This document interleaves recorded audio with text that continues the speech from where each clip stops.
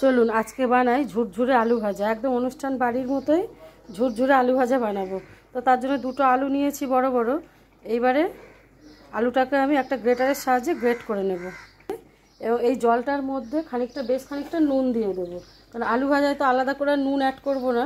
ওই জন্য এই নুন জলের মধ্যেই এই আলু যেটা গ্রেট করে রাখবো এর মধ্যেই ফেলবো।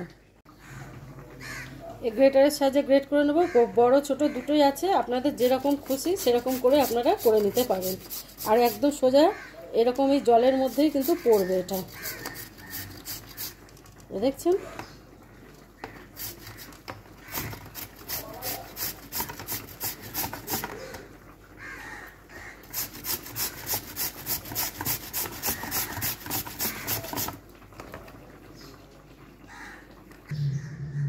আলুটা আমার গ্রেট করা হয়ে গেছে।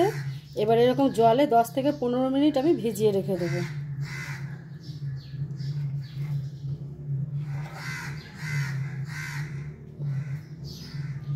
দশ 15 মিনিট হয়ে গেছে। এইবার এটাকে ভালো করে চেপে চেপে এরকম করে নিংড়াতে হবে। এরকম করে নিংড়ে এরকম আর একটা পাত্রে রাখতে হবে।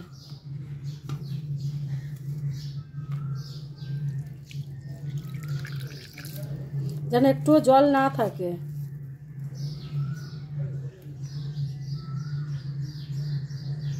জল চেপে চেপে যে নিংড়ে নিয়েছি, এক্সট্রা যে জলটা ছিল সেটাকেও বের করে নিয়েছি।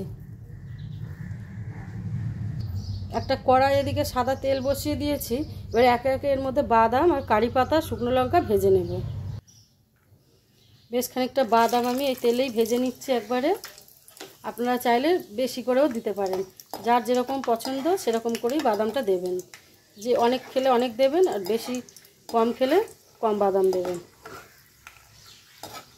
বাদামটা একটু লাল লাল করে আমি ভেজে তুলে নেব।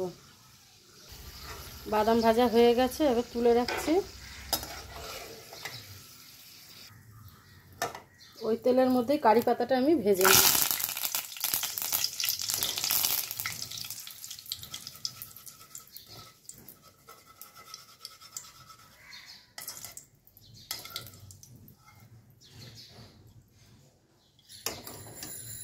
শুকনো লঙ্কাটাও ভেজে নিচ্ছি এই তেলে। আর তো ভাজতে হবে কারি পাতাটা।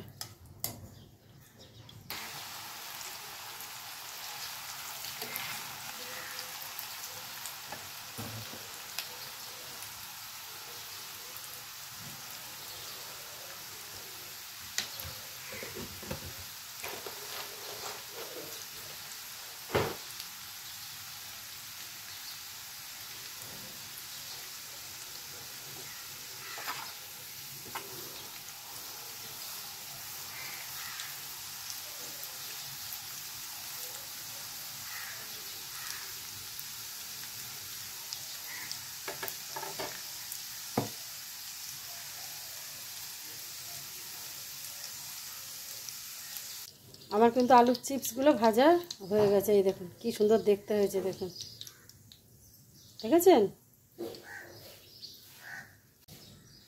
একদম অনুষ্ঠান বাড়ির মতন। বাড়িতে নিরামিষ দিনে যেদিন হবে ডাল ভাত, এই শনিবারে কিংবা অন্য যে বারে যে নিরামিষ খান, তো এরকম ডাল ভাতের সঙ্গে কিন্তু এরকম আলুর চিপস আপনারা সহজে বানিয়ে নিন।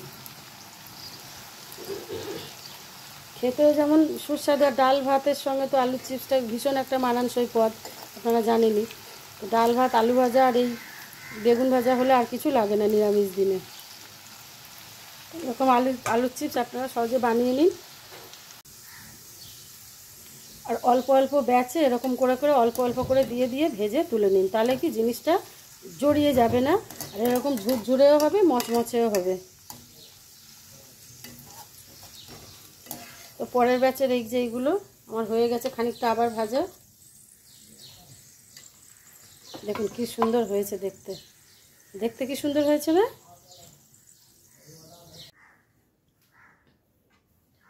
আমার একে একে সমস্ত চিপসগুলো ভাজা হয়ে গেছে। এই যে বাদাম আর শুকনো লঙ্কা যে ভেজে রেখেছিলাম কারি পাতা, সেইগুলোকেও মিশিয়ে দিলাম। আর কি সুন্দর দেখতে হয়েছে দেখুন। আপনারা কিন্তু অনেক দিন ধরে সংরক্ষণ করে রাখতে পারবেন এরকম কৌটোতে করে।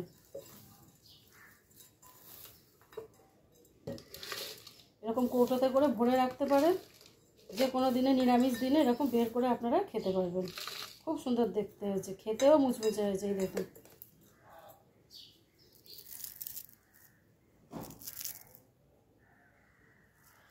আওয়াজ হচ্ছে দেখেছেন কি সুন্দর, একদম মচমচে হয়েছে। তাহলে আজকের মতো ভিডিওটা এখানেই শেষ করছি। সবাই ভালো থাকবেন। এই যে বানানো হয়ে গেছে আমার চিপস। আমি কৌটোতে করে এখন ভরে রেখে দেবো, যার যখন খুশি সে তখন খেতে পারবে। আজকের মতো তাহলে টাটা।